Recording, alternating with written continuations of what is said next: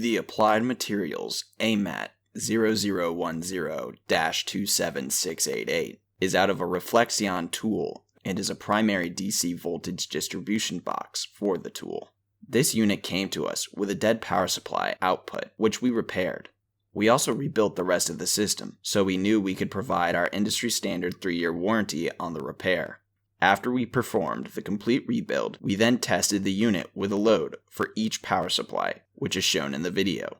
The Reflexion is an Applied Materials CMP polishing system, which is set up for the 300mm wafer size, as opposed to the Mirra system, which is for the 200mm wafer size.